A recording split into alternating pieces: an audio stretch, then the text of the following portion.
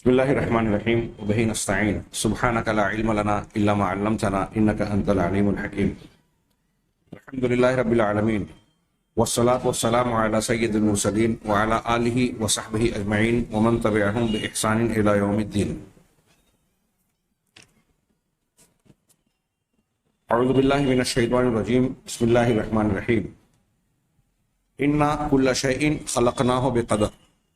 وقال تعالى وَإِذَا قَضَى أَمْرًا فَإِنَّمَا يَقُولُ لَهُ كُن فَيَكُونُ. محترم حاضرین اور سامعین کرام، ایمان کی بنیادوں اور اس کے ارکان میں سے آخری اور چھٹا رکن ایمان بالقضاء والقدر ہے. قضاء اور قدر پر ایمان رکھنا، یقین رکھنا. یہ بعض اہل علم علماء کے مطابق دراصل اللہ تبارک و تعالیٰ پر ایمان کا ہی ایک حصہ ہے. بعض اہل علم نے کہا کہ القدر او التقدیر نظام التوحید، تقدیر توحید کا نظام ہے، توحید کی جو لڑی ہے اس میں پرویا ہوا ایک حصہ ہے. اگر کوئی شخص تقدیر پر کما حق ہو، جیسا اللہ اور رسول اللہ صلی اللہ علیہ وسلم کا ارشاد اور بیان ہے، اس طریقے سے اگر ایمان نہیں رکھتا تو اس کا اللہ پر ایمان درست نہیں ہوگا. اور اگر کوئی شخص تقدیر کا انکار کرتا ہے، قضاء و قدر کو نہیں مانتا، تو وہ مومن ہی نہیں ہے، اس کا کوئی عمل قبول نہیں ہوگا، جیسا کہ آپ دلیلیں جانیں گے. یہ بڑا نازک موضوع ہے. نازک اس اعتبار سے کہ تقدیر کے سلسلے میں بعض لوگوں کے ذہن و دماغ میں وہ جو انکار کرتے ہیں سرے سے مانتے ہی نہیں، ان کی بات دیگر ہے. جو ماننے والے ہیں ان کے ذہن و دماغ میں بھی تقدیر سے متعلق بعض اشکالات، سوالات اور اعتراضات رونما ہوتے ہیں، بلبلاتے ہیں، اور کبھی کبھی یہ چیز ان کو شکوک و شبہات کی طرف دھکیل دیتی ہے. آپ کو اچھی طرح معلوم ہوگا کہ یہ تقدیر پر ایمان کا وہ باب ہے جس کے بارے میں مسلمانوں کے کئی گروہ گمراہی کا شکار ہو گئے. قدریہ خود صحابہ کرام رضوان اللہ علیہم اجمعین کے آخری دور میں پیدا ہو چکے تھے. بخاری مسلم شریف کی ایک حدیث ہے کتاب الایمان ہی میں کہ حضرت عبداللہ ابن عمر رضی اللہ تعالیٰ عنہ کے پاس ایک شخص آیا اور اس نے کہا کہ ہمارے علاقے میں بصرہ سے آیا تھا، عراق کے علاقے سے. ہمارے یہاں ایک شخص معبد الجہنی پیدا ہوا ہے جو کہتا ہے کہ الامر انفن، یعنی معاملہ جبری ہے. انسان کے لیے جو ہے وہ شروعات کرتا ہے، پہلے سے کوئی بات لکھی ہوئی، کوئی بات طے شدہ نہیں ہے. ہاں، یہ شروعات ہوتی ہے ہر معاملے کی. چنانچہ وہ کہتے ہیں کہ وہ تقدیر پر ایمان نہیں رکھتے. حضرت عبداللہ ابن عمر رضی اللہ تعالیٰ عنہ نے اس کی بات سن کر کہا کہ ان تک یہ پیغام پہنچا دو کہ میں اور سارے مسلمان ان کے اس عقیدے سے بری ہیں، اور وہ اگر احد پہاڑ کے برابر بھی یہ لوگ اللہ کے راستے میں خرچ کر دیں تو اللہ تبارک و تعالیٰ ان کے اس عمل کو قبول نہیں کرے گا جب تک کہ وہ تقدیر پر ایمان نہ لے آئیں.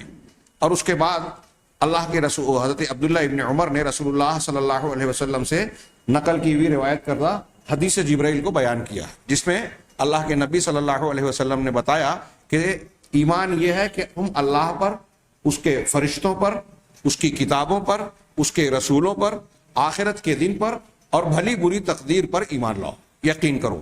یہ 6 چیزیں ایمان ہیں. اگر ان میں سے کوئی ایک بات کو بھی نہیں مانتا تو وہ دائرہ اسلام میں داخل ہی نہیں ہوگا، اور اگر پہلے سے ہے تو خارج ہو جائے گا.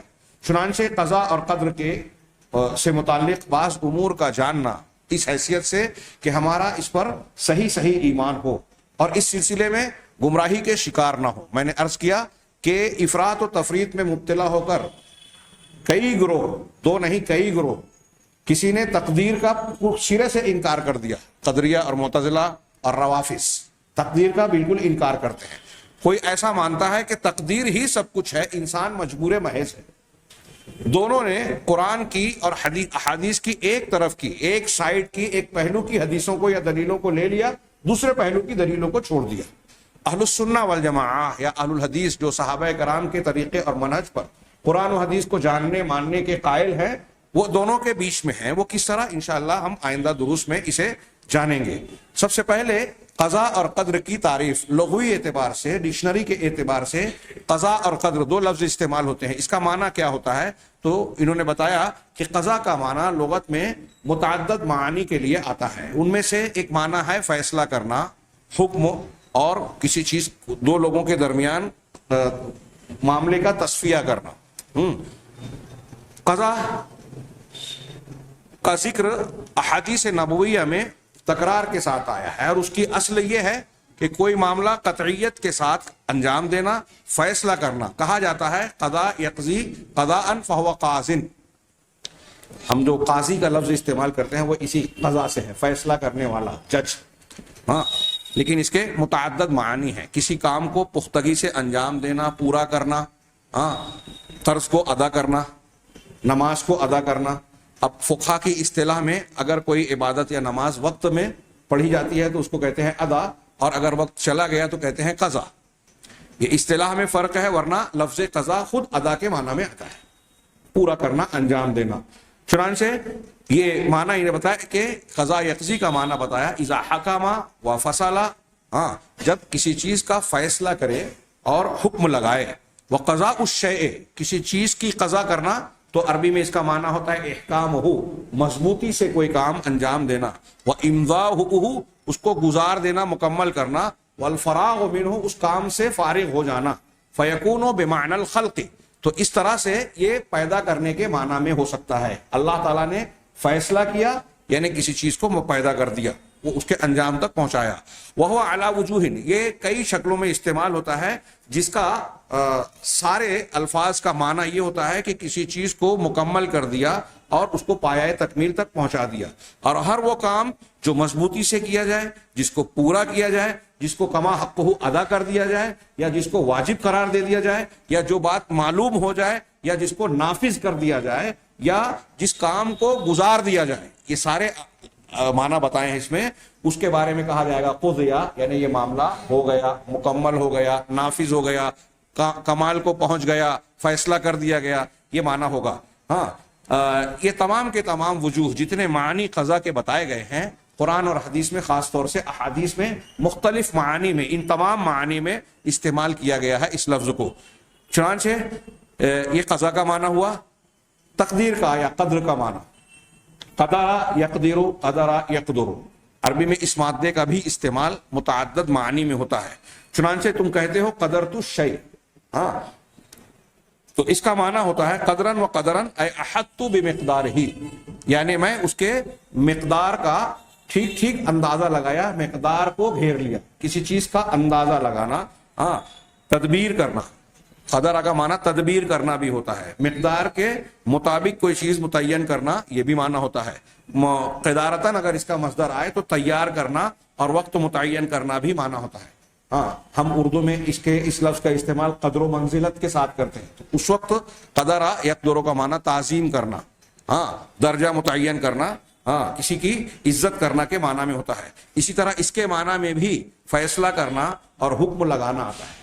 ہاں، اور واللہ، ایک قرآن میں آیت ہے کہ اللہ تعالیٰ جس کا رزق چاہتا ہے کشادہ کرتا ہے، یقدر کا لفظ بھی ہے، اور جس کو چاہتا ہے تنگ کرتا ہے. تو روزی میں تنگی کرنا کے معنی میں بھی ہے، اہل و عیال پر تنگی کرنا، روزی میں تنگی کرنا. اور قدرہ، ہم جب لفظ تقدیر بولتے ہیں تو یہ عربی کے فعل قدرہ یقدر کا مصدر ہے. تو کسی چیز کا اندازہ کرنا، مقدار کے مطابق کسی کو بنانا. اللہ تبارک و تعالیٰ نے فرمایا سبح اسم ربک الاعلی الذی خلق فسوی والذی قدر فہدی. ہاں، کہ وہ ذات جس نے الذی خلق پیدا کیا، فسوی پھر درست کیا، والذی قدر اور پھر ہر چیز کا بالکل ٹھیک ٹھیک اندازہ متعین کیا، پیمانہ طے کر دیا، معیار بنا دیا. ہاں، کون سی چیز کتنی بڑی ہونی چاہیے، کتنی مقدار میں ہونی چاہیے، کتنی مدت کے لیے ہونی چاہیے، ساری چیز اس میں آ گئی. تو اب ایک چیز کا ٹھیک ٹھیک اندازہ متعین کرنے کے لیے اس کا پیشگی علم ضروری ہے. لہذا تقدیر پر ایمان میں علم کا حصہ بھی داخل ہو جاتا ہے، جو ہم آگے جانیں گے. کہتے ہیں کہ تقدیر لغت میں کہتے ہیں فیصلے کو، حکم کو، اور کسی چیز کی انتہا کو. اور تقدیر کہتے ہیں کسی معاملے میں غور و فکر کرنا اور تدبیر کرنا. یہ سارے معانی تقدیر میں آتے ہیں. اب قضا اور قدر کا اصطلاح میں جب ہم شریعت کی زبان میں کہہ رہے ہیں کہ ہم تقدیر پر یا قضاء اور قدر پر ایمان لاتے ہیں تو اس کا معنی کیا ہے؟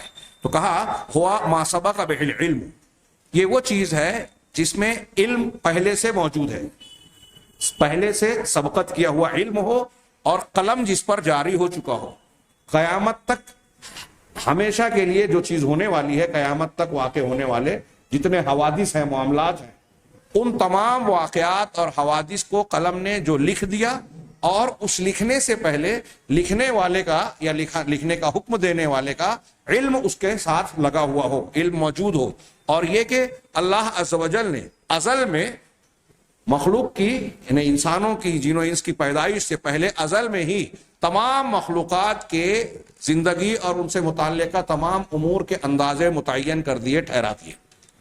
ہاں، اور جو چیزیں ہونے سے پہلے، کسی چیز کے کسی واقعے کے ہونے سے پہلے اس کا علم موجود ہو، وما یکون من الاشیاء قبل ان تکون، ہونے والی چیز جو ہونے والی ہے وہ کیسے ہوگی اس کا پہلے سے علم اور اس کا لکھا جانا، ہاں یہ بھی اس میں درج ہے۔ اسی طریقے سے اللہ سبحانہ و تعالیٰ کو اس بات کا علم بھی ہے کہ کون سی چیز معلوم وقت میں، کس وقت میں، کس مقدار میں، کس شکل و صورت میں واقع ہوگی۔ ہاں یہ سب چیزیں اچھی طرح دماغ میں رکھیں۔ ہمارے یہاں جیسے بعض مرتبہ ہم کہتے ہیں کہ وہ چیز اچانک ہو گئی، اور اسی جہالت کی بنیاد پہ کچھ لوگ اللہ کی طرف بھی منسوب کر دیتے ہیں کہ اللہ تبارک و تعالیٰ بھی فلاں چیز کو دیکھ کر نعوذ باللہ حیرت میں پڑ گیا ہوگا، سوچتا ہوگا۔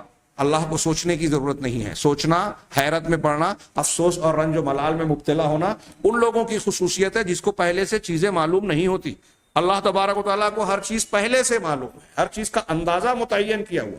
تو اصطلاحی معنی میں ہم جو پڑھ رہے ہیں کہ اللہ تبارک و تعالیٰ نے اپنے علم کامل کے مطابق ازل میں تمام مخلوقات سے متعلق جو متعین اندازے ٹھہرا دیے، اور اس کو قلم کو حکم دے کر اسے لوح محفوظ میں لکھوا دیا، اور اللہ تبارک و تعالیٰ کو پورے طریقے سے معلوم ہے کہ یہ چیز ایسے ہی ہوگی، ہاں وہ اور مخصوص صفات میں ہوگی۔ چنانچہ اللہ تعالیٰ نے جس کو جس طرح لکھا ہے، اور اللہ کے علم میں جو چیز جیسی ہی ہے وہ ویسے ہی واقع ہو رہی ہے جیسے اللہ نے مقدر فرمایا۔ کوئی ایک چیز بھی اس میں ہیر پھیر نہیں ہو سکتا۔ قیامت تک جو چیزیں ہونے والی ہے، جب جو کسی درخت کا پتا ٹوٹ کر زمین پر گرنے والا ہے، اللہ کے علم میں ازل سے جو چیز ہے اس کے ایک لمحہ بھی آگے پیچھے وہ نہیں ہو سکتا۔ ہاں وہ پتا پہلے ٹوٹ جائے یا کچھ بعد میں ٹوٹ جائے، نہیں ہو سکتا۔ کوئی واقعہ اس شکل و صورت میں ہو جائے جو اللہ تعالیٰ کے علم میں ہے اور جو لکھا ہے، نہیں ہو سکتا۔ جو جیسے مر رہا ہے، کوئی آدمی اچانک ڈوب کے مر گیا، دب کے مر گیا، ایکسیڈنٹ میں مر گیا، چل کے مر گیا، بیمار پڑ کے مر گیا، جس کو جیسے جو بھی معاملہ ہو رہا ہے سب اللہ کی تقدیر میں لکھا ہے۔ ہمیں لگتا ہے کہ وہ اچانک ہوا، اللہ تعالیٰ کے لیے وہ اچانک نہیں ہے۔ تو تقدیر کی ایک تعریف لوگوں نے یہ کی، اور اس کی تعریف کرتے ہوئے شرعی طور پر اہل علم کہتے ہیں ہوا تقدیر اللہ تعالی الاشیاء فی القدم۔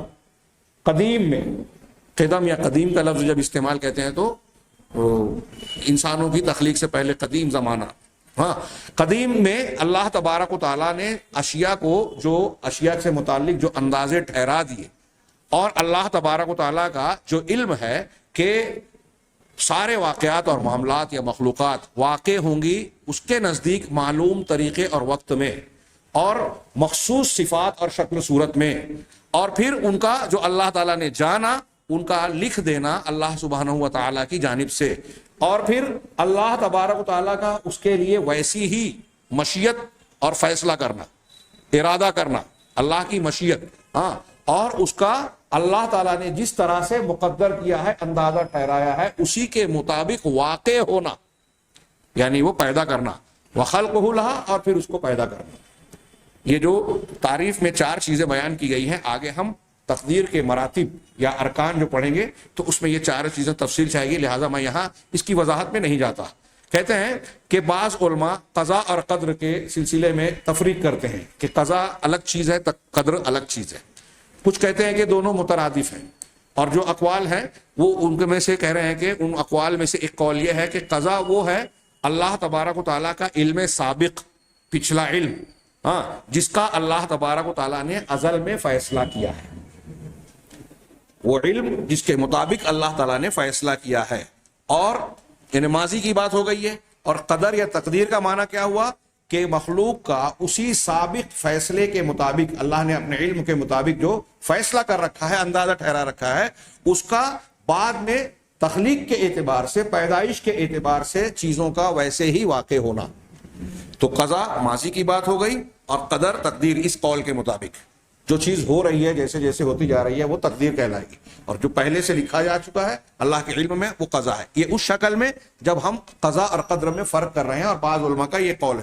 کچھ علماء نے اس کا الٹا معنی بتایا کہ تقدیر وہ ہے جو اللہ تبارک و تعالیٰ نے پہلے سے جان رکھا تھا اور اس کو لکھ لیا, فیصلہ کر دیا.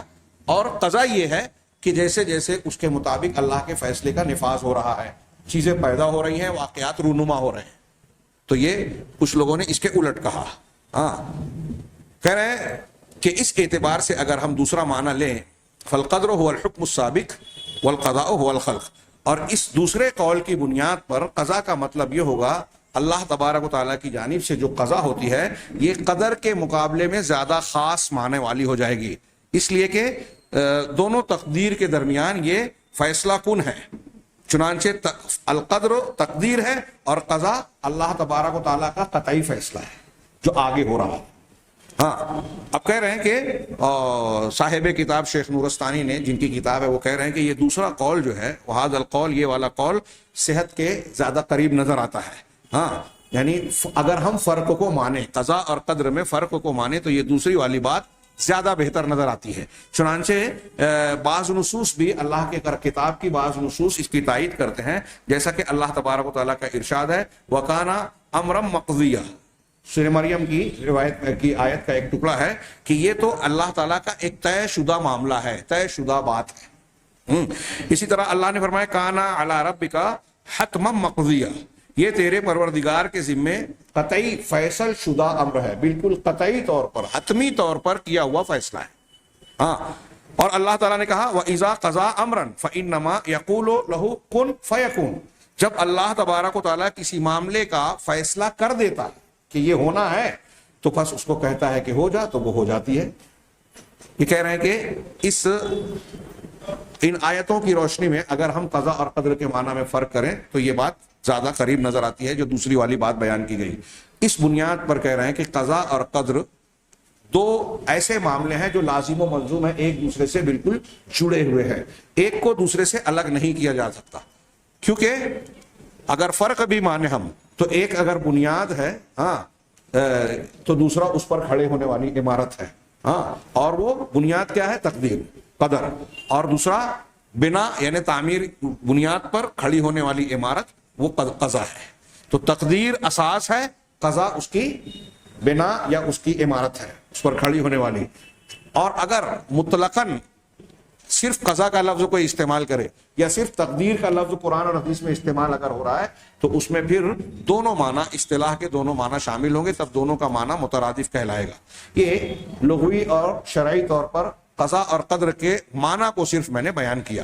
دوسری فصل میں انہوں نے بتایا کہ تقدیر, قضا اور قدر پر ایمان کے ارکان کیا ہیں, کیا بنیادیں ہیں. اگر ان ارکان میں سے کوئی ایک رکن اگر کوئی بندہ نہیں مانے گا تو وہ تقدیر پر ایمان لانے والا نہیں کہلائے گا. اب کہہ رہے ہیں کہ ایمان, قضا اور قدر پر ایمان 4 ارکان پر کھڑے ہوتے ہیں.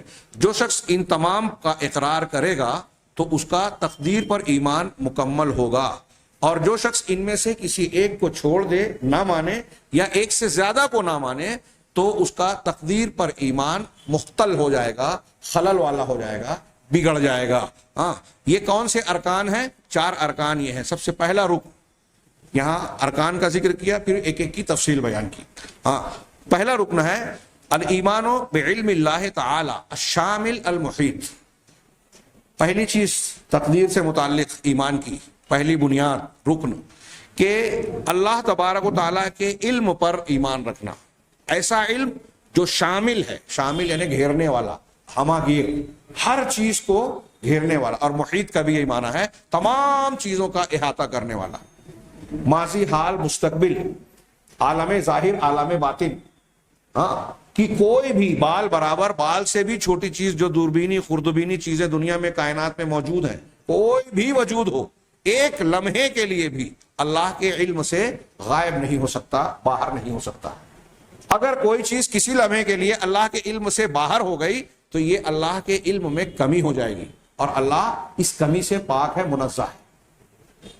کسی قسم کی جہالت اللہ کے لیے نہیں ہے، اللہ کامل علم والا ہے۔ تو تقدیر پر ایمان کا پہلا رکن ہے کہ اللہ کے تمام چیزوں کو گھیرنے والے علم پر یقین رکھا جائے کہ اللہ علیم ہے، ساری کا ہے، وکان اللہ بکل شیء علیما، آگے وہ دلیلیں وغیرہ آئے گی۔ نمبر 2، تقدیر پر ایمان کا دوسرا رکن جسے ہمیں آپ کو ماننا ضروری ہے، جس کے بغیر ایمان بالقدر پورا نہیں ہو سکتا، دوسری چیز ہے الایمان بان اللہ تعالی کتب فی اللوح المحفوظ کل شیء، اس بات پر ایمان رکھنا کہ اللہ تبارک و تعالیٰ نے لوح محفوظ میں، نوشتہ تقدیر میں ہر چیز کو لکھ رکھا ہے، ہر چیز کو لکھ رکھا ہے، اور اسی میں لوح محفوظ پر ایمان بھی آ گیا جو ہمارے لیے غیب ہے، اور اسی میں قلم پر ایمان بھی رکھنا ہے جو پہلا قلم ہے جو ہمارے لیے غیب ہے۔ اور عرش کے بعد، عرش پیدا کرنے کے بعد جتنی مخلوق پیدا ہوئی ہے ان میں سب سے پہلی مخلوق قلم ہے، اس سے پہلے عرش پیدا کیا جو پانی پر تھا، وہ پانی بھی مخلوق ہے، وہ عرش کے ساتھ ہے۔ چنانچہ اللہ تبارک و تعالیٰ پر کہ اس بات پر ایمان رکھنا کہ اللہ تعالیٰ نے لوح محفوظ میں ہر چیز کو درج کر دیا ہے، لکھ دیا ہے۔ تیسری چیز جو ایمان بالقضاء والقدر کا رکن ہے، الایمان بمشیئۃ اللہ تعالی الشاملہ وقدرتہ النافذہ، اللہ تعالیٰ کی مشیت شاملہ، مشیت کہتے ہیں ارادے کو، ہم لوگ بولتے ہیں نا انشاء اللہ، شاء ان، اگر، شاء چاہا اللہ، اللہ نے، اگر اللہ نے چاہا، تو شاء یا شاء مشیئتن اس کا مصدر ہے۔ اللہ تعالیٰ کی مشیت یعنی اللہ تعالیٰ کا چاہنا، ارادہ کرنا ہر چیز کو، اور ان پر اللہ تعالیٰ کی قوت نافذہ، اس کی کتنی اہمیت ہے اور کیسی معنویت ہے جب ہم اس کی تفصیل پڑھیں گے۔ یہیں پر کچھ لوگ ٹھوکر کھاتے ہیں، اللہ کی مشیت کے درمیان فرق نہیں کرتے۔ کچھ لوگوں کے دماغ میں یہ نہیں آتا کہ ارے اللہ تعالیٰ نے برائیوں کو کیسے پیدا کیا، اگر برائیوں کو ہم یہ کہیں کہ اللہ کی مشیت سے پیدا ہوئی ہیں تو یہ اللہ پر الزام ہو جائے گا، اعتراض ہو جائے گا۔ اب اس اعتراض سے بچنے کے لیے بری چیزوں سے اللہ تبارک و تعالیٰ کو، بری چیزوں کو اللہ کی مشیت سے باہر کر دیا۔ اللہ تبارک و تعالیٰ کو سے ایک الزام کو، چھوٹے الزام کو ہٹانے گئے اور بڑا الزام ڈال دیا۔ بڑا الزام کیا؟ اس کا مطلب یہ کہ اگر ہم یہ مانتے ہیں کہ کائنات میں اللہ کی مشیت کے بغیر بھی کچھ ہوتا ہے تو اس کا مطلب یہ ہوا کہ ملک الملوک، بادشاہوں کے بادشاہ کی کائنات میں کچھ ایسی چیزیں ہو رہی ہے جو وہ چاہتا نہیں ہے، مطلب وہاں وہ عاجز ہے، اس کی قدرت سے باہر معاملہ، وہ کمزور پڑ گیا کہ چاہتا ہے ایسا ہو لیکن کچھ اور ہو رہا ہے، تو یہ اللہ تعالیٰ پر الزام ہے۔ انشاءاللہ اس کی تفصیل ہم مشیت والا باب جب پڑھیں گے تو وہاں تھوڑی سی تفصیل بیان کی جائے گی۔ تیسری چیز، چوتھی چیز جو ہے، چوتھا رکن ایمان بالقضاء والقدر پر، الایمان بان اللہ خلق کل شیء، اس بات پر ایمان اور یقین رکھنا کہ اللہ تبارک و تعالیٰ نے ہر چیز کو پیدا کیا، ہر چیز کو، اچھائی کو بھی، برائی کو بھی، دن کو بھی، رات کو بھی، حضرت جبرائیل علیہ السلام کو بھی پیدا کیا اور ابلیس کو بھی پیدا کیا، اچھائیوں کو بھی پیدا کیا، برائیوں کو بھی پیدا کیا۔ ہر چیز اللہ کی مخلوق ہے۔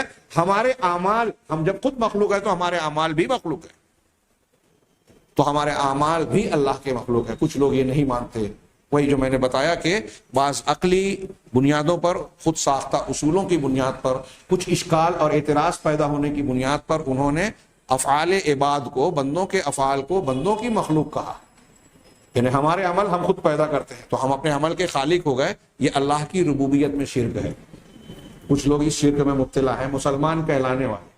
تو یہ 4 ارکان ہیں، اس کی بھی تفصیل ہم جانیں گے۔ یہ 4 ارکان ہیں جس کے بغیر، جن میں سے چاروں کو مانے بغیر کوئی شخص تقدیر پر مکمل ایمان والا نہیں ہو سکتا۔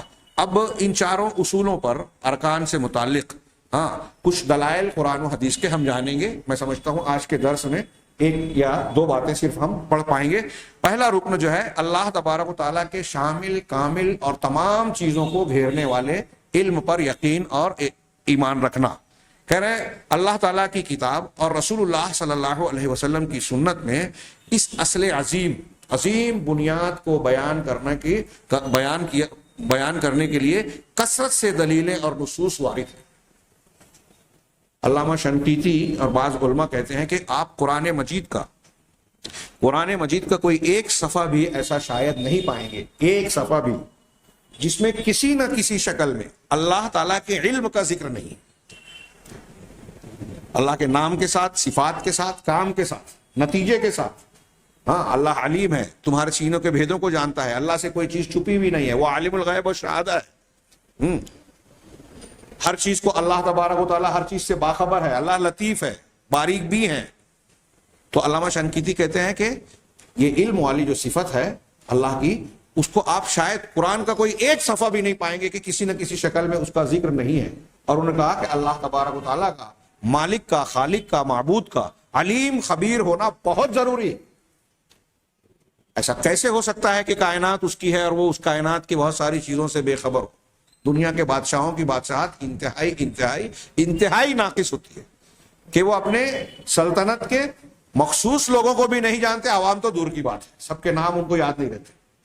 اسی لیے یہاں وسیلے کی ضرورت پڑتی ہے، پہچاننا پڑتا ہے کہ بادشاہ یہ تیرا فلاں ہے، اپنی رعایا میں ہے، ہنرمند ہے، اس کے لائق ہے، اسے کام دے دو۔ تو دنیا کے بادشاہوں کے پاس وسیلے کی ضرورت پڑتی ہے، اللہ تعالیٰ کے لیے کائنات کی کوئی چیز چھپی ہوئی پوشیدہ ہے ہی نہیں۔ اور علامہ شنقیطی کہتے ہیں کہ اللہ سے ڈرنے کے لیے، انسان کی تربیت کے لیے، آپ کے اور ہماری تربیت کے لیے سب سے زیادہ اللہ کی معرفت میں جس صفت کو جاننا ضروری ہے وہ یہی صفت علم ہے۔ اللہ کی ایک صفت کا فائدہ میں بتا رہا ہوں، ہاں، کہ اللہ نے اس کی اتنی کثرت سے اس کا کیوں ذکر کیا۔ ایک تو یہ کہ یہ توحید کی دلیل ہے، کائنات کی کوئی اور ہستی ہر چیز کو جاننے والی ہے ہی نہیں، کوئی نبی ہو، کوئی فرشتہ ہو، کوئی پیغمبر ہو، کوئی بھی ہو۔ ہم پیچھے جان چکے ہیں غیب کی کنجیاں 5 ہیں، ان اللہ عندہ علم الساعہ، وہ حدیث گزر چکی، قرآن کی آیت ہے، سورہ لقمان کی آخری آیت ہے۔ ان کنجیوں کو اللہ کے علاوہ کوئی نہیں جانتا۔ قیامت کب واقع ہوگی نبی پاک صلی اللہ علیہ وسلم نہیں جانتے تھے۔ کتنی بار قرآن میں تذکرہ ہے۔ اب اس کے بعد کوئی زبردستی ہٹ درمی کرے کہ نہیں آپ سب کچھ جاننے والے ہیں، اولین و آخرین کی کوئی بات آپ سے چھپی بھی نہیں ہے، علم الاولین والآخرین آپ کو دیا گیا، لیکن اس کا کیا معنی ہے؟ کیا ہر چیز آپ جانتے ہیں؟ یہ معنی ہے اللہ کی طرح آپ کا علم ہے؟ یہ معنی ہے؟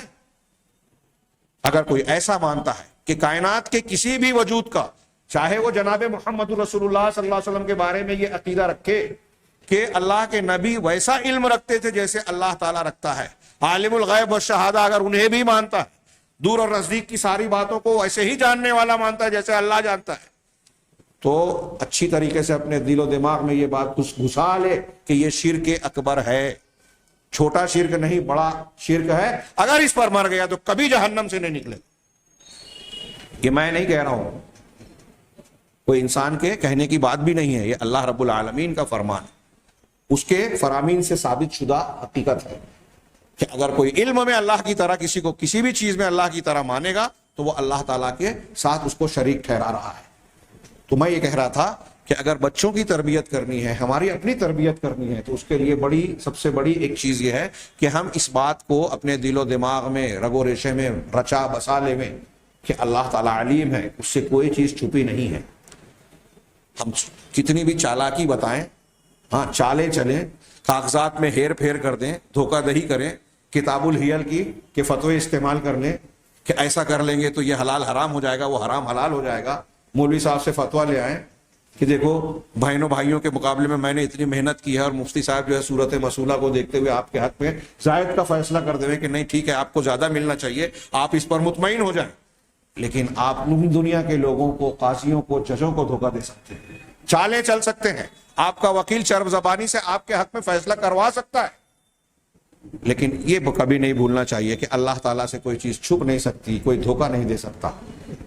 جھوٹی گواہی آپ نے دی، جھوٹے کاغذات تیار کیے، جھوٹی باتیں کی، آپ نے باتوں کو گھما پھرا کے کہا، فتویٰ پوچھنے کے لیے صورت مسئولہ سوال میں چالاکی برتی، اللہ سے کوئی چیز چھپی نہیں، آپ ہیلا کر کے فتویٰ بنا رہے ہیں، ہیلا کر کے حلال کو حرام بنا رہے ہیں، اللہ سے معافی نہیں۔ تو اللہ تبارک، میں عرض یہ کر رہا تھا، بات تھوڑی سی بظاہر دوسری طرف چلی گئی کہ ہماری اپنی بچوں کی تربیت کرنی ہے تو یہ ہمیشہ بتاتے رہیے بچوں کو اللہ دیکھ رہا ہے، اللہ سے کوئی چیز چھپی نہیں ہے، تم اگر اکیلے میں بھی کوئی گناہ کرو گے تو اللہ تم کو پکڑے گا، بچو گے نہیں۔ یہ تربیت کے لیے سب سے پہلا اور سب سے بنیادی سبق توحید کا، تقدیر کا، تقدیر کا رکن بھی یہی بنیاد ہے کہ اللہ کے علم کامل پر ہم کو یقین و ایمان ہو. تو کہا انہوں نے کہ قرآن عظیم اور جناب محمد رسول اللہ صلی اللہ علیہ وسلم کے فرامین ثابتہ میں اللہ تبارک و تعالیٰ کے تقدیر کی اس بنیاد اور اصل کی بات کو بار بار اور تکرار کے ساتھ بہت واضح انداز میں مختلف پہلوؤں اور پیرایوں میں بیان کیا گیا ہے. چنانچہ اللہ تبارک و تعالیٰ کا علم، جس سے یہ ثابت ہوتا ہے، واضح ہوتا ہے کہ اللہ تبارک و تعالیٰ کا علم دنیا کی کائنات کی تمام چیزوں کو گھیرے ہوئے ہے. اب یہاں جو اگلا جملہ ہے بغور سنیے، یہ کہتے ہیں کہ یعلم ما کان، اللہ ان باتوں کو بھی جانتا ہے جو ماکان تھی، ماضی جو ہو چکی. اللہ جو ہو چکی وہ بھی جانتا ہے. وما سیکون، وہ بھی جانتا ہے جو انقریب ہونے والی ہیں مستقبل میں، یا مستقبل بعید ہو مستقبل قریب ہو، حال جو ہو چکی وہ بھی جانتا ہے، جو ہونے والی ہیں ہو رہی ہیں وہ بھی جانتا ہے. وما لم یکن لو کان کیف یکون، اور اللہ وہ بھی جانتا ہے جو ہوا نہیں اگر ہوتا تو کیسا ہوتا یہ بھی جانتا ہے. جو ہوا نہیں لیکن اگر ہوتا تو کیسے ہوتا. موجود کو بھی جانتا ہے، معدوم کو بھی جانتا ہے، جو موجود نہیں ہے ممکن کو بھی جانتا ہے اور ناممکن کو بھی، محال کو بھی جانتا ہے. یہ جو بات آخری والا جملہ میں نے کہا اس سے پہلے والا کہ جو چیز ہوئی نہیں اگر ہوتی تو کیسی ہوتی، اس کے آگے انہوں نے خود بھی دلیلیں دی ہیں. اس کی مثال یوں سمجھ لیجئے کہ فرض کیجئے کہ ایک بچہ ہے بچپن میں مر گیا. آگے آ رہی ہے وہ حدیث. تو اللہ تبارک و تعالیٰ جانتا ہے کہ اگر وہ بڑا نہیں ہوا لیکن اللہ کے علم میں ہے کہ وہ بڑا ہوتا تو کیا کرتا. آپ کو اللہ تبارک و تعالیٰ نے ہم کو ہندوستان میں پیدا کیا یا مرد بنایا مثال کے طور پہ. اگر ہم عورت ہوتے، ہے نہیں، ہوں گے نہیں، لیکن ہوتے تو کیسے ہوتے اللہ کو معلوم. یہ میں ایک مثال دے رہا ہوں، اس کی قرآن حدیث میں دلیلیں ہیں جو آگے آ رہی ہیں. یہاں انہوں نے کہا آگے وہ دلیلیں آگے آ رہی ہیں، پہلے ان کی عبارت کو دیکھیں. اور اللہ تبارک و تعالیٰ بندوں کے بارے میں ایک ایک چیز کو جانتا ہے کہ ان کی اجل کیا ہے، کب ان کی موت واقع ہونے والی ہے، کتنی مدت زندگی گزاریں گے، ان کی روزی کیا ہے، کتنا دانہ کھائیں گے، کتنا پانی پیئیں گے، کتنے گھونٹ نہیں کتنے قطرے پیئیں گے. اللہ جانتا ہے. ان کے سارے حالات سے واقف ہے.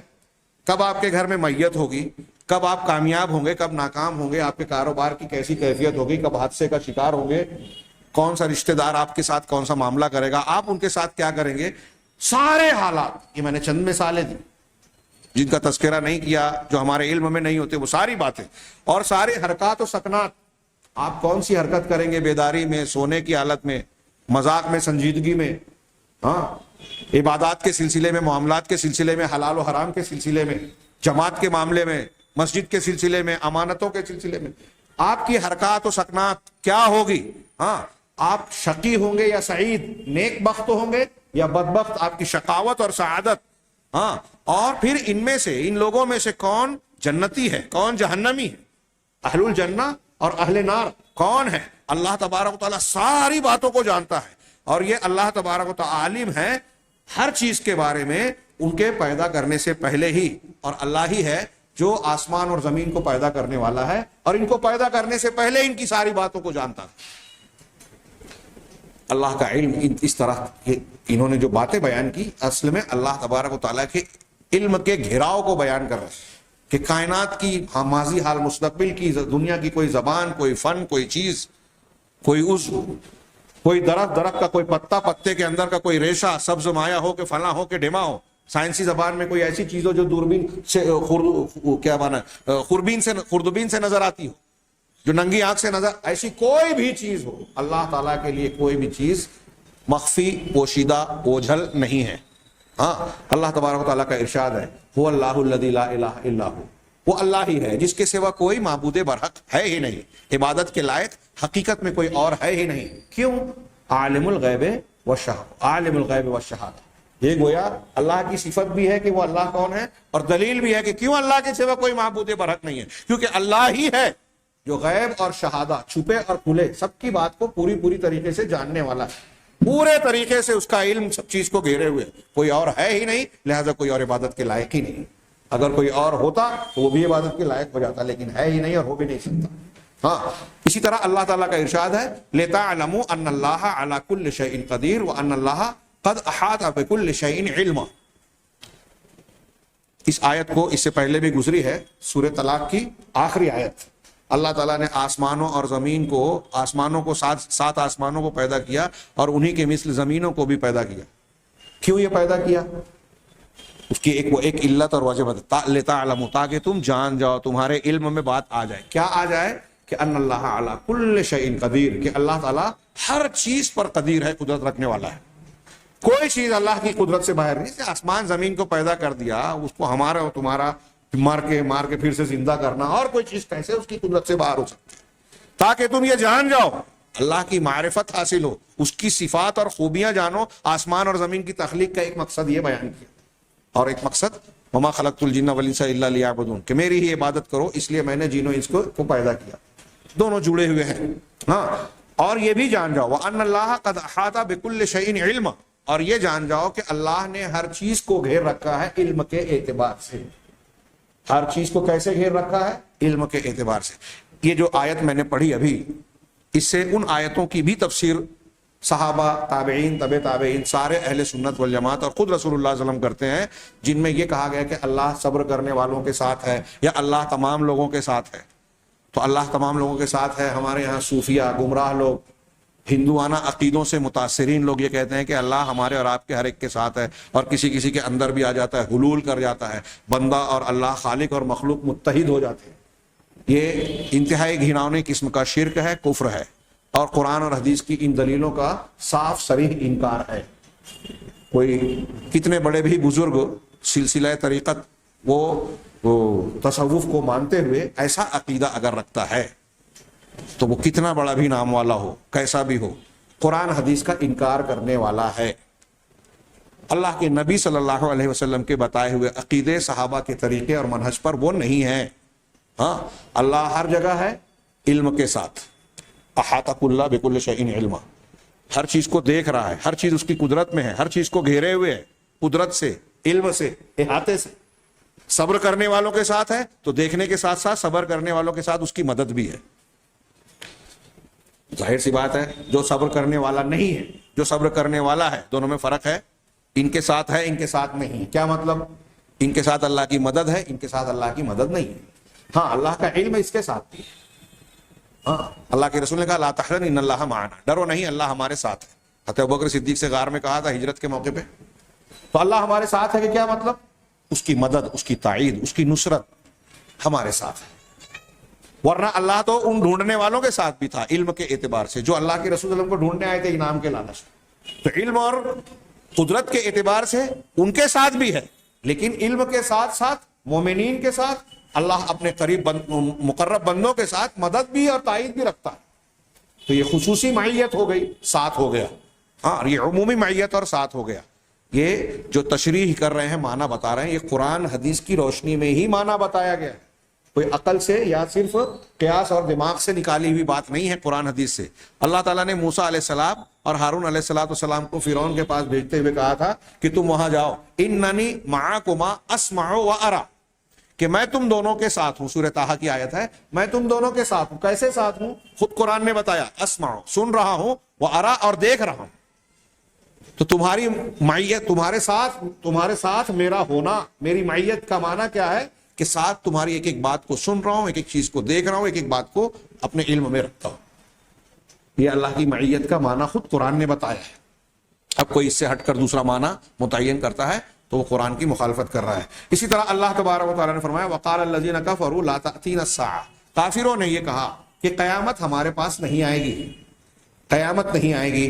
قل بلا وربی لتأتینکم عالم الغیب، آپ ان سے کہیے بلا کیوں نہیں، میرے رب کی قسم جو غیب کا جاننے والا ہے۔ عالم الغیب بعد میں ہے اور اس کے بیچ میں ہے لتأتینکم، وہ تمہارے پاس ضرور بضرور آئے گی۔ تاکید کی کئی شکلیں اختیار کی گئی ہے، بلا کے بعد قسم کھائی، میرے رب کی قسم، اور لام اس پہ تاکید کا، ہاں، پھر اس کے بعد نون ثقیلہ جو کسی بات میں مضبوطی اور شدت کا معنی دیتا ہے، عربی کے تین تاکیدات کے ساتھ۔ کیوں نہیں، میرے رب کی قسم جو عالم الغیب ہے، ضرور ضرور آئے گی قیامت تمہارے پاس۔ ہاں، لا يعذب عنہ مثقال ذرۃ فی السماوات ولا فی الارض، وہ ذات ایسی ہے کہ آسمانوں اور زمین کا کوئی ایک ذرے کے برابر، آسمانوں میں اور زمین میں ایک ذرے برابر کوئی چیز بھی اللہ تبارک و تعالیٰ سے چھپی ہوئی نہیں ہے. ولا اصغر من ذلک ولا اکبر الا فی کتاب مبین. اس سے چھوٹی ایک ذرہ، ذرہ کسے کہتے ہیں؟ عام طور سے ہمارے یہاں تعریف کرتے ہیں کہ اگر کسی سوراخ میں سے سورج کی روشنی آ رہی ہے، اس میں جو ہوا میں جو چھوٹی چھوٹی چیزیں نظر آتی ہیں، ان کی نقطے، کہتے ہیں کہ وہ ایک ذرہ ہے. ماضی میں اس زمانے میں جب یہ قرآن نازل ہو رہا ہے تو اہل علم کہتے ہیں کہ اس زمانے میں جو چھوٹی سے چھوٹی چیز کے وجود کا تصور تھا انسان کے لیے، وہ یہی ذرہ تھا. لیکن آج کے زمانے میں ایٹم، یعنی ایک ایسی چیز جس کا وہ مادہ جس کو مزید کسی جز میں توڑا نہ جا سکے، جزو لا یتجزا، ایسا کوئی جز جس کو مزید ٹکڑے نہ کیا جا سکے، اب اس کو توڑا جائے گا تو دھماکہ ہوگا. الیکٹران، نیوٹران، پروٹون، کیا سائنسی اصطلاح میں کہتے ہیں کہ اس کے اندر بھی وہ چیزیں ہوتی ہیں. تو یہ جو مادہ ہے، ایٹم ہے، یہ اولا اصغر میں داخل ہے. اس وقت لوگ اس سے واقف نہیں تھے. اللہ نے بتایا کہ ذرے سے بھی چھوٹی چیز ہوتی ہے. یہ قرآن کی اور نبی کے حقانیت کی دلیلوں میں سے ہے. کہا کہ آسمان اور زمین میں کوئی ذرہ برابر چیز بھی اللہ تبارک و تعالیٰ سے اوجھل، پوشیدہ یا غائب نہیں ہے. ولا اصغر من ذلک، اور نہ ہی اس ذرے سے چھوٹی کوئی چیز، ولا اکبر، اور نہ ہی اس سے کوئی بڑی چیز ہو، الا فی کتاب مبین، مگر وہ کتاب مبین میں درج ہے، لوح محفوظ میں درج ہے. درج کیوں ہے؟ اس لیے کہ اللہ کے علم میں ہے. غور فرمائیں، تھوڑی دیر کے لیے آج جب آپ بستر پر جائیں، دعائیں پڑھیں سونے کی وقت کی، تو اللہ کی عظمت و کبریائی اور اس کے علم کے بارے میں سوچیں کہ کائنات کی ہم ایک درخت میں اپنے جسم کے اندر کے انسانوں نے جو ذرات ہیں اس کو گن نہیں سکا کہ خون میں فلاں ذرے کتنے ہیں. ایک گلاس کے اندر ہوا جتنی ہوتی ہے ایک غبارے میں، ہاں، اس کو کہتے ہیں کہ 13 ملین اور کیا، وہ ایسے حساب کے ساتھ کہ اگر اس کو گنا جائے، اب یہ ہمارے کمرے میں جو ہوا ہے اس کا چوتھائی بلکہ اس سے بھی کم حصہ، یا اچھا 1-2 غبارے کا، کہہ رہے ہیں کہ وہ نقطے نہیں آئیں گے ہماری گنتی میں، اتنے ایسی گنتی بنے گی. اور اللہ تبارک و تعالیٰ کے علم سے کوئی چیز باہر نہیں. سوچئے ہواؤں میں کتنے ذرات ہیں، پانی میں کتنے ذرات ہیں، ہمارے جسم کے اندر، ایک انسان کے جسم میں، ہم اپنے جسم پر اندر باہر جو ہمارے بال ہیں داڑھی کے سر کے، ہم یہ نہیں گن سکتے. اللہ تعالیٰ نے وَأَحْصَىٰ كُلَّ شَيْءٍ عَدَدًا، ہر چیز کو شمار کر رکھا ہے، عدد کے اعتبار سے گن رکھا ہے. اسی طرح اللہ تعالیٰ نے فرمایا کہ إِنَّ رَبَّكَ هُوَ أَعْلَمُ بِمَنْ ضَلَّ عَنْ سَبِيلِهِ، یقیناً تمہارا پروردگار خوب جانتا ہے ان لوگوں کو جو اس کے راستے سے بھٹک گئے، گمراہ ہو گئے. وَهُوَ أَعْلَمُ بِالْمُهْتَدِينَ، اور ان کو بھی جانتا ہے جو ہدایت والے ہیں. اسی طرح اللہ تبارک و تعالیٰ نے فرمایا وَأَعْلَمُ بِكُمْ، وہ تم کو خوب جاننے والا ہے. اللہ کے علم کی دلیلیں دے رہے ہیں قرآن سے کہ وہ تم کو خوب جاننے والا ہے. اِذْ أَنشَأَكُم مِّنَ الْأَرْضِ، جبکہ اس نے تم کو زمین سے یعنی مٹی سے پیدا کیا.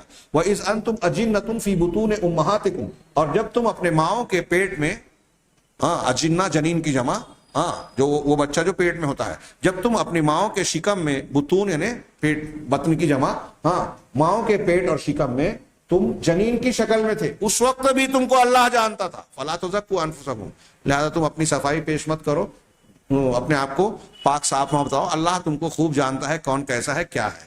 یہ چند دلیلیں اور آیتیں پیش کی قرآن سے، جس سے یہ بتانا مقصود ہے کہ اللہ تبارک و تعالی ہر چیز کو جانتا ہے. اس کے علم سے کائنات کی ماضی، حال، مستقبل کی، ظاہر اور باطن کی کوئی چیز اجالے میں ہو، اندھیرے میں ہو، کھلی ہوئی ہو، چھپی ہوئی ہو، کوئی چیز بھی مخفی نہیں ہے. اور ایک لمحے کے لیے بھی اوجھل نہیں ہوتی. ایسا بھی نہیں ہے کہ کچھ چیزوں کو ابھی جان رہے تو کچھ چیزوں کو بھول گیا. وما کان ربک نسیا، قرآن نے کہا کہ تمہارا پروردگار بھولتا بھی نہیں ہے، نسیان بھی اسے لاحق نہیں ہوتا. تو کائنات کی کوئی چیز اس کے علم سے باہر نہیں ہے. وکانا کان اللہ بکل شیء علیما، ہر چیز کا اللہ تبارک تعالیٰ علم رکھنے والا ہے. اور اللہ تبارک تعالیٰ نے اپنے علم کو بیان کیا ان چیزوں سے متعلق جو لم یکن لو کان کیف سیکون، جو ہوئی نہیں ہے، اگر ہوتی تو کیسے ہوتی، جو میں نے ابھی بتایا تھا. جو ہو چکی، جو ہونے والی ہیں، جو ہو رہی ہے، یہ تو واضح ہے. جو نہیں ہوئی اگر ہوتی تو کیسے ہوتی، اللہ اسے بھی جانتا ہے. اس کی دلیل دیتے ہوئے قرآن میں اللہ نے ارشاد فرمایا وَلَوْ رُدُّوا لَعَادُوا لِمَا نُهُوا عَنْهُ، یہ سورہ انعام کی آیت ہے کہ اہل جہنمی لوگ کہیں گے کہ اللہ تعالیٰ ہم کو پھر سے واپس دنیا میں لوٹا دے، اب ہم اچھا عمل کریں گے. قرآن کی 2-3 مقامات پر یہ ذکر کیا گیا ہے. لیکن یہاں بیان کیا گیا کہ اللہ نے کہا کہ اگر بالفرض ہوگا، نہیں ایسا، اگر بالفرض ان کو پھر سے دنیا میں لوٹا بھی دیا جائے گا تو لعادو، تو لوٹیں گے یہ لوگ، لما نہو عنہ، اسی کام کی طرف جس سے ان کو منع کیا گیا تھا. جہنمی جو جہنم میں چلے جائیں گے, اللہ ہم کو بچائے, وہ جہنمی کہیں گے کہ اللہ پھر سے دنیا میں بھیج, اب ہم اچھا کام کریں گے, پہلے جیسا برا کام نہیں کریں گے. تو اللہ تعالیٰ کہہ رہا ہے کہ ایسا ہوگا نہیں. ہاں, پھر یہ کہہ رہا ہے آگے کہ اگر ان کو بھیج بھی دیا جائے تو وہ برا کام ہی کریں گے, جس کام سے انہیں روکا گیا وہی کریں گے. ایسا ہوگا نہیں, لیکن اللہ بتا رہا ہے کہ ہوگا تو کیسا ہوگا. انہیں جو ہوا نہیں ہوتا تو کیسا ہوتا, اللہ کو یہ بھی معلوم. چنانچہ اللہ تعالیٰ جانتا ہے کہ یہ جھٹلانے والے, قرآن و حدیث کو, دین کو جھٹلانے والے, جو کہ تمنا کر رہے ہیں قیامت کے دن کی دنیا میں اسے لوٹا دیا جائے, اگر ان کو لوٹا بھی دیا جائے تو یہ اللہ کی دین, شریعت اور ایمانیات کو جھٹلائیں گے اور اپنی گمراہی کو ہی اختیار کریں گے. اسی طرح اللہ تبارک و تعالیٰ نے کفار کے بارے میں کہا جو لوگ ہدایت کو سننے کی توفیق نہیں پاتے, سننے کی طاقت نہیں رکھتے, یا ان کو سننے کی توفیق نہیں ملتی. قرآن حدیث ہے, سنتے نہیں ہیں, ٹائم نہیں ہے, موقع نہیں ہے, یا کان سے سنا تو دل میں اترتا نہیں ہے, غور و فکر کرنے کے لیے موقع نہیں ہے. تو اللہ تعالیٰ نے ایسے لوگوں کے بارے میں کہا وَلَوْ عَلِمَ اللَّهُ فِيهِمْ خَيْرًا لَأَسْمَعَهُمْ, اگر اللہ ان کے اندر کوئی خوبی دیکھتا, جانتا, تو انہیں اپنے سننے کی توفیق دے دیتا. یہ قرآن سننے کی توفیق, یہاں توفیق کا ترجمہ کیا, انہیں سنا دیتا, لفظی ترجمہ ہوگا سنا دیتا. کان سے تو سن رہے ہیں لیکن دل سے نہیں سن رہے ہیں. ایک سننا وہ ہے کہ آپ صرف سن کے, ایک کان سے سن کے دوسرے کان سے اڑا دیتے ہیں. ایک سننا یہ ہے کہ سننے کے بعد اس کو مانتے ہیں. حقیقی سننا یہی ہے جس میں اللہ کی توفیق ہوتی ہے. تو اگر ان کے اندر خیر ہوتا تو اللہ سنا دیتا. یہاں ایک اعتراض کا جواب بھی ہے. جو لوگ کہتے ہیں کہ بھائی اگر ابو جہل ہے تو اللہ کی تقدیر سے ہے, پھر اس کو کیوں جہنم, اس کو کیوں وعید, اس کو کیوں دھمکی, ابو بکر صدیق کو کیوں انعام, وعدہ, جنت. تو اس کا جواب یہ ہے کہ اللہ کو معلوم ہے, معلوم تھا, اس کے علم میں تھا کہ ابو جہل اندر سے کیا ہے, ابو بکر صدیق اندر سے کیا ہے. جہاں تک پہنچانے کی بات ہے, سمجھانے کی بات ہے, تو قرآن اللہ کے نبی صلی اللہ علیہ وسلم نے سیدنا ابو بکر صدیق رضی اللہ تعالیٰ عنہ کو بھی سیدھے سنایا اور ابو جہل کو بھی سنایا. ابو بکر صدیق کے اندر کی بات کو اللہ جانتا تھا, اس لیے انہیں توفیق ملی, انہوں نے ایمان لایا. ابو جہل کے اندر باطن میں خیر نہیں تھا, شر تھا, تکذیب تھی, ہاں, ہٹ دھرمی تھی, تکبر تھا, اناد تھا. اس لیے اللہ تعالیٰ نے اس کو توفیق سے محروم رکھا, اس کو برائی کی توفیق دی. تو اللہ تعالیٰ کافروں کے بارے میں کہہ رہا ہے کہ اگر اللہ ان کے اندر خوبی جانتا, خوبی دیکھتا, تو انہیں سنا دیتا, یعنی سننے کی توفیق دے دیتا. وَلَوْ أَسْمَعَهُمْ, اور اگر انہیں اب بھی سنا دے, لَتَوَلَّوْا وَهُمْ مُعْرِضُونَ, تو وہ جو ہے بے رخی اختیار کرتے ہوئے کترا جائیں گے, بے رخی اختیار کرتے ہوئے روگردانی کریں گے, مانیں گے نہیں.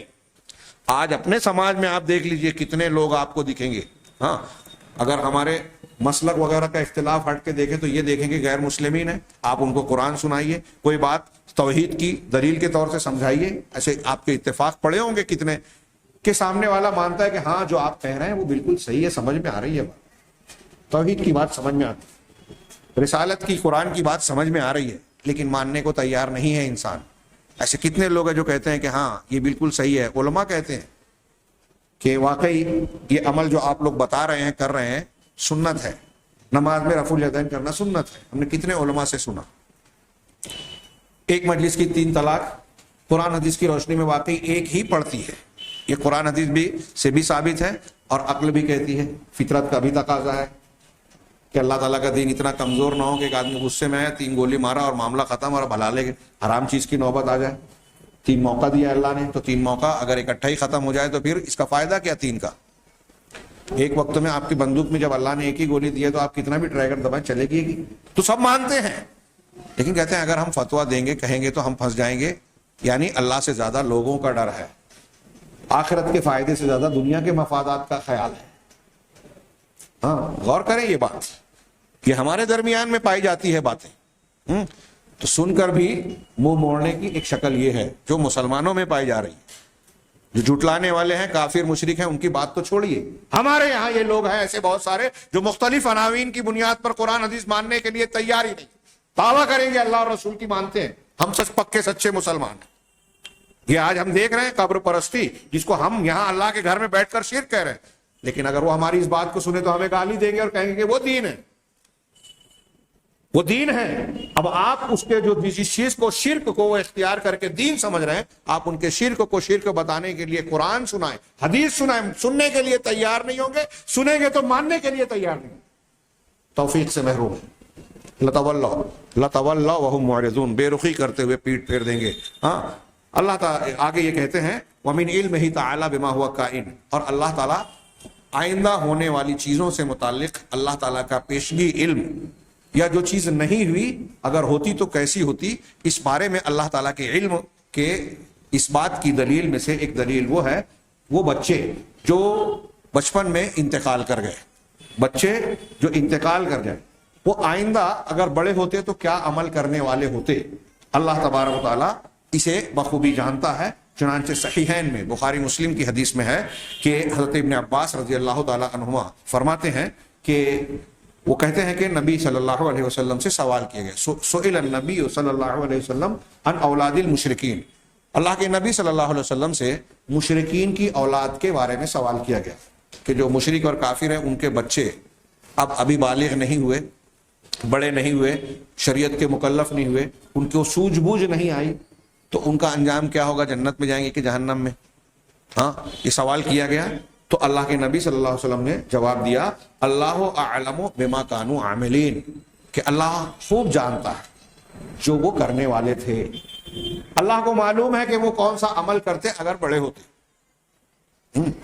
اسی لیے اس بنیاد پر اللہ کے نبی صلی اللہ علیہ وسلم کی اس بنیاد پر بعض علماء نے کہا کہ وہ جو بچپن میں مر جاتے ہیں مشرکین اور کفار کے بیٹے بچے, اور وہ جو اہل فترہ ہے یعنی جن کے پاس نہ کسی نبی کی تعلیم نہیں پہنچی, اور ایسے کچھ لوگ جن پر حجت پوری نہیں ہوئی, ہاں, تو ان لوگوں کے بارے میں اس حدیث کی روشنی میں بعض علماء کا یہ کہنا ہے کہ توقف اختیار کرنا چاہیے. ہمیں نہیں معلوم, اللہ تعالیٰ جانتا ہے کہ وہ کیا کرنے والے تھے یا ان کا کیا معاملہ ہوگا, اور بھی دوسرے اقوال ہیں. بہرحال اس حدیث سے یہاں ہمارے موضوع سے متعلق جو بات ثابت کرنی ہے اور جو ثابت ہو رہی ہے وہ یہ کہ مشرکین کے بچے اگرچہ بچپن میں مر گئے, بڑے نہیں ہوئے, لیکن اللہ کے نبی صلی اللہ علیہ وسلم نے بتایا کہ اگر وہ بڑے ہوتے تو کیا عمل کرتے, کیسا عقیدہ اختیار کرتے, اللہ تعالیٰ اس کو خوب جانتا ہے. اور اللہ تعالیٰ اپنے علم کامل کی بنیاد پر ان کے بارے میں جو فیصلہ کرے گا وہ صحیح فیصلہ ہوگا, عدل و انصاف اور اس کے فضل و کرم کے ساتھ ہوگا. یہ تقدیر پر ایمان کا رکن اول ہے, جس کے بارے میں ہم نے یہ جانا کہ تمام چیزوں کا علم اللہ تبارک و تعالیٰ رکھتا ہے. دوسرے رکن پر چونکہ کتابت سے متعلق ہے, اللہ تبارک و تعالیٰ نے ہر چیز کو لوح محفوظ میں لکھ دیا.